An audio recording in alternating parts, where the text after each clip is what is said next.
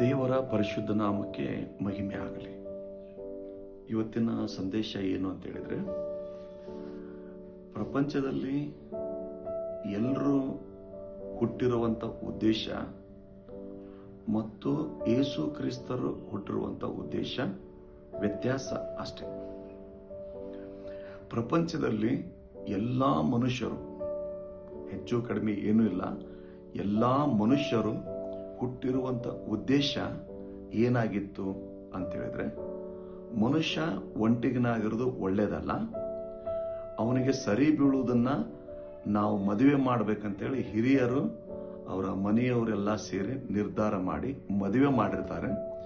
ಶಾರೀರದ ಆಸೆಗೋಸ್ಕರ ಮತ್ತು ಸಂತತಿ ಬೆಳೆಯುವುದಕ್ಕಾಗಿ ಅವರು ಒಬ್ರಿಗೊಬ್ಬರು ಸೇರಿದಾಗ ಹುಟ್ಟಿರುವಂತ ಮಕ್ಕಳು ಪ್ರಪಂಚದಲ್ಲಿ ಮಕ್ಕಳಾಗಿರೋದು ಉದ್ದೇಶ ಏನಂತ ಹೇಳಿದ್ರೆ ಸಂತತಿ ಬೆಳೆಯುವುದಕ್ಕಾಗಿ ಮತ್ತು ಶಾರೀರಿಕವಾದ ತಮ್ಮ ಒಂದು ಅಭಿಲಾಷೆ ತೀರಿಸಿಕೊಳ್ಳುವುದಕ್ಕೆ. ಹಾಗಾದ್ರೆ ಯೇಸು ಕ್ರಿಸ್ತರು ಹುಟ್ಟಿರುವಂತ ಉದ್ದೇಶ ಏನಾಗಿತ್ತು? ಇದು ಸಾಮಾನ್ಯ ಜನರ ಬಾಯಲ್ಲಿ ನಮ್ಮ ಹಾಗೆ ಆತನು ಮನುಷ್ಯ, ನಮ್ಮ ಹಾಗೆ ಆತನು ಜೀವಿಸಿದ, ನಮ್ಮ ಹಾಗೆ ಆತನು ಸತ್ತ ಅಂತ ಹೇಳ್ತಾರೆ. ನಾವು ಸರಿಯಾದ ರೀತಿಯಲ್ಲಿ ಯೇಸು ಕ್ರಿಸ್ತರ ಚರಿತ್ರೆ ಆಗಿರ್ಬೋದು, ಯೇಸು ಕ್ರಿಸ್ತರು ಬಂದಂತ ಉದ್ದೇಶ ಅದು ಸತ್ಯವೇದದಲ್ಲಿ ಸ್ಪಷ್ಟವಾಗಿ ಬರೆಯಲ್ಪಟ್ಟದ್ದು. ಏನಂತ ಹೇಳಿದ್ರೆ, ಮತ್ತಾಯನ ಸುವಾರ್ತೆ 1ನೇ ಅಧ್ಯಾಯ 18ನೇ ವಚನದಲ್ಲಿ ಯೇಸು ಸ್ವಾಮಿ ಹುಟ್ಟಿರುವಂತ ಉದ್ದೇಶ ಒಬ್ಬ ಸ್ತ್ರೀ ಕನ್ಯೆ ಅಂತ ಬರೆಯಲ್ಪಟ್ಟದ್ದು. ಆ ಕನ್ಯೆ ಹೆಸರು ಮರಿಯಳು. ಆಕೆ ಇನ್ನೂ ಮದುವೆ ಆಗಿದ್ದಿಲ್ಲ, ನಿಶ್ಚಯ ಆಗಿತ್ತು. ಆಕೆಯ ಬಳಿಗೆ ಪರಲೋಕದಿಂದ ಒಬ್ಬ ದೇವದೂತ ಬಂದು ಏನ್ ಹೇಳ್ತಾನಂದ್ರೆ, ನೀನು ಗರ್ಭಿಣಿಯಾಗುವಿ, ಅದು ಮನುಷ್ಯರಿಂದ ಅಲ್ಲ ಪರಿಶುದ್ಧಾತ್ಮನಿಂದ ಗರ್ಭಿಣಿಯಾಗುವಿ, ಹುಟ್ಟುವಂತ ಮಗು, ಆ ಮಗುವಿಗೆ ಹೆಸರು ಯೇಸು ಎಂದು ಹೆಸರಿಡಬೇಕು. ಯೇಸುದ ಅರ್ಥ ಅವರು ಹುಟ್ಟಿರುವಂತ ಉದ್ದೇಶ ಪಾಪದಿಂದ ಬಿಡಿಸುವನು ಅಂತ ಅರ್ಥ. ಹಾಗಾದ್ರೆ ಮನುಷ್ಯರೆಲ್ಲ ಹುಟ್ಟಿರುವಂತ ಉದ್ದೇಶಕ್ಕೂ ಯೇಸು ಕ್ರಿಸ್ತ ಹುಟ್ಟಿರುವಂತ ಉದ್ದೇಶಕ್ಕೂ ವ್ಯತ್ಯಾಸ ನೋಡ್ರಿ. ಎಲ್ಲಾ ಮನುಷ್ಯರು ಹುಟ್ಟಿರುವ ಉದ್ದೇಶ ಏನಾಗಿತ್ತು? ಶರೀರದ ಆಸೆಗೋಸ್ಕರ, ಸಂತತಿ ಬೆಳೆಯೋದಕ್ಕೋಸ್ಕರ ಆಗಿತ್ತು. ಆದ್ರೆ ಯೇಸು ಕ್ರಿಸ್ತ ಹುಟ್ಟಿರುವಂತ ಉದ್ದೇಶ ಜನರ ಪಾಪದಿಂದ ಬಿಡಿಸುವುದಕ್ಕಾಗಿ ಯೇಸು ಕ್ರಿಸ್ತನ ಹುಟ್ಟಿತು. ಹಾಗಾದ್ರೆ ಜನರ ಪಾಪ ಬಿಡಿಸುವುದಕ್ಕಾಗಿ ಯೇಸು ಕ್ರಿಸ್ತ ಹುಟ್ಟಿದಾರಂದ್ರೆ ಯೇಸು ಕ್ರಿಸ್ತ ನಂಬುವಂತ ಪ್ರತಿಯೊಬ್ಬ ಮನುಷ್ಯ ಪಾಪದಿಂದ ಬಿಡುಗಡೆ ಬಂತಾನೆ. ಹಾಗಾದ್ರೆ ಹೆಚ್ಚು ಕಡಿಮೆ ಏನೂ ಇಲ್ಲ, ಎಲ್ಲರೂ ಪಾಪ ಮಾಡಿ ದೇವರ ಮಹಿಮೆಯನ್ನ ಹೊಂದದೇ ಹೋದ್ರು. ಆದ್ರೆ ಯಾರ್ಯಾರು ಯೇಸು ಕ್ರಿಸ್ತನ ಸ್ವಂತ ರಕ್ಷಕನಾಗಿ ಸ್ವೀಕಾರ ಮಾಡ್ತಾರೋ ಅವರಿಗೆ ಪಾಪ ಪರಿಹಾರವು ದೊರೆಯುವುದು. ಅದಕ್ಕಾಗಿ ಯೇಸು ಕ್ರಿಸ್ತ ಈ ಭೂಮಿಗೆ ಹುಟ್ಟಿರುವಂಥದ್ದು ಮೊದಲನೇ ಪಾಯಿಂಟ್. ಎರಡನೇದು 1 ತಿಮೋತಿ 1:15 ಯೇಸು ಸ್ವಾಮಿ ಪಾಪಿಗಳನ್ನ ರಕ್ಷಿಸುವುದಕ್ಕಾಗಿಯೇ ಈ ಲೋಕಕ್ಕೆ ಬಂದನು. ಹಾಗಾದ್ರೆ ಇದು ಟ್ಯಾಬ್ ಇದೆ, ಇದು ಹುಟ್ಟಿರುವಂತ ಉದ್ದೇಶ ನಮಗೆ ಅನುಕೂಲ ಆಗಲಿ. ಡೈನಿಂಗ್ ಟೇಬಲ್ ಇರ್ತದೆ, ಅದು ಇಟ್ಟಿರುವ ಉದ್ದೇಶ ನೀಟಾಗಿ ಕೂತು ಊಟ ಮಾಡಲಿ. ಪ್ರತಿ ಒಬ್ಬೊಬ್ಬರು ಒಂದೊಂದು ವಸ್ತುಗಳು ಉದ್ದೇಶವಿಲ್ಲದೆ ಹುಟ್ಟಿಲ್ಲ. ಹಾಗಾದ್ರೆ ಯೇಸು ಕ್ರಿಸ್ತ ಹುಟ್ಟಿದ್ದು, ಅವರು ಹುಟ್ಟಿರುವಂತ ಒಂದೇ ಒಂದು ಉದ್ದೇಶ ಜನರ ಪಾಪದಿಂದ ಬಿಡಿಸಿ ಅವರನ್ನ ರಕ್ಷಿಸುವುದಕ್ಕಾಗಿ.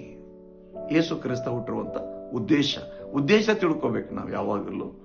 ಹಾಗಾದ್ರೆ ಈ ವಿಡಿಯೋ ಮಾಡಿರೋ ಉದ್ದೇಶ ಏನು ಅಂತ ಹೇಳಿದ್ರೆ, ಯೇಸು ಕ್ರಿಸ್ತರು ಸಾಮಾನ್ಯ ಮನುಷ್ಯರಂತೆ ಅವರೊಬ್ಬ ಮನುಷ್ಯ ಅನ್ನೋದಕ್ಕಲ್ಲ, ಅವರ ಚರಿತ್ರೆ ಹೇಳ್ತದೆ ಯೇಸು ಕ್ರಿಸ್ತ ಹುಟ್ಟಿದ್ದೇ ಜನರ ಪಾಪದಿಂದ ಬಿಡಿಸೋದಕ್ಕಾಗಿ. ಮೂರನೇದು, ಹಾಗಾದ್ರೆ ಜನರ ಪಾಪದಿಂದ ಬಿಡಿಸೋದಕ್ಕಾಗಿ ನಮ್ಮ ಪಾತ್ರ ಏನು? ಈಗ ನನ್ನ ಪಾಪವನ್ನ ಯೇಸು ಸ್ವಾಮಿ ಬಿಡಿಸೋದಕ್ಕಾಗಿ ಬಂದ್ರು ಅಂತ ಹೇಳ್ತೇವೆ. ಹಾಗಾದ್ರೆ ನನ್ನ ಪಾತ್ರ ಏನು ಅಂತ ಹೇಳಿದ್ರೆ ಬೈಬಲ್ ಅಲ್ಲಿ ಕ್ಲಿಯರ್ ಹೇಳ್ತೈತಿ. ಮತ್ತಾಯನ ಸುವಾರ್ತೆ 4ನೇ ಅಧ್ಯಾಯ 17ನೇ ವಚನದಲ್ಲಿ ಪಶ್ಚಾತ್ತಾಪ ಪಡೀರಿ. ನೋಡ್ರಿ, ನಮ್ಮ ಪಾಪದಿಂದ ಬಿಡಿಸಾಕ ನಾವು ದುಡ್ಡು ಕೊಡ್ಬೇಕಾಗಿಲ್ಲ, ಒಳ್ಳೆ ಕೆಲಸ ಮಾಡ್ಬೇಕಂತೇನಿಲ್ಲ, ದಾನ ಧರ್ಮ ಮಾಡೋದು ಅದಾದ್ಮೇಲೆ ವಿಚಾರ. ಹಾಗಾದ್ರೆ ನಮ್ಮ ಪಾಪ ಪರಿಹಾರ ಆಗ್ಬೇಕಾದ್ರೆ ಏನ್ ಮಾಡ್ಬೇಕಂದ್ರೆ ನಾವು ಯೇಸುವಿನ ಬಳಿ ಬಂದು ಪಶ್ಚಾತ್ತಾಪ.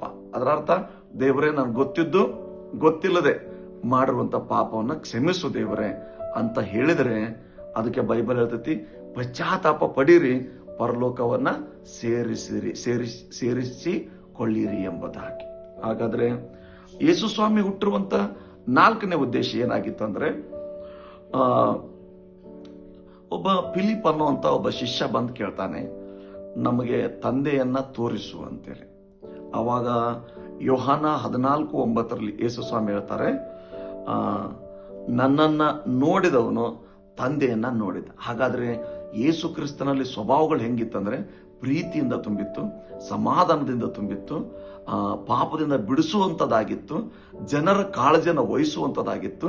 ಇದು ತಂದೆಯ ಸ್ವಭಾವವನ್ನ ಈ ಭೂಮಿಗೆ ಪ್ರಕಟಪಡಿಸುವುದಕ್ಕಾಗಿ ಯೇಸು ಕ್ರಿಸ್ತ ಈ ಭೂಮಿಗೆ ಬಂದನು. ಒಬ್ಬ ಅರಸ ಬಂದು ಯೇಸು ಸ್ವಾಮಿ ಹತ್ರ ಕೇಳ್ತಾರೆ, ನೀನು ಅರಸನ ಅಂತೇಳಿ. ನೋಡ್ರಿ, ಅದೇ ಅರಸನಿಗೆ ಕನ್ಫರ್ಮ್ ಇರಲಿಲ್ಲ ನಾನು ಅರಸ ಅಂತೇಳಿ. ಆದ್ರೆ ಆ ಅರಸ ಬಂದು ಯೇಸು ಕ್ರಿಸ್ತನ್ ಕೇಳ್ತಾನೆ, ನೀನು ಅರಸನ ಅಂತ. ಅವಾಗ ಯೇಸು ಸ್ವಾಮಿ ಹೇಳ್ತಾರೆ, ನೀನೇ ಹೇಳಿದ್ದೀಯಲ್ಲ.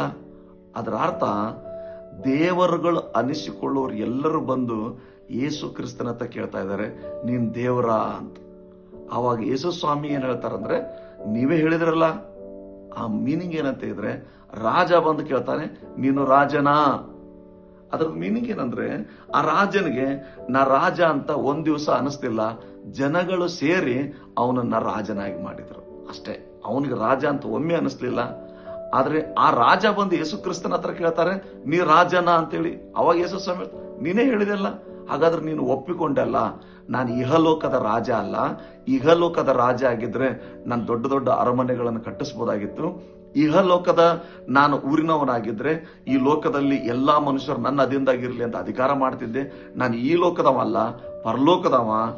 ನಾನು ಪರಲೋಕದವನ್ನ ಇಲ್ಲಿ ಪ್ರಸ್ತುತಪಡಿಸುವುದಕ್ಕಾಗಿ, ಪರಿಚಯ ಮಾಡುವುದಕ್ಕಾಗಿ ಬಂದಿದ್ದೇನೆ.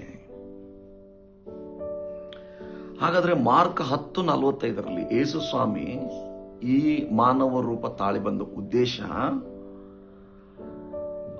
ಬೈಬಲ್ ಸತ್ಯವೇದ ಹೇಳ್ತದೆ, ಎಲ್ಲರೂ ಪಾಪ ಮಾಡಿ ಅಂತ ಐತಲ್ಲ. ಹಾಗಾದ್ರೆ ಎಲ್ಲರ ಪಾಪವನ್ನ ತಾನು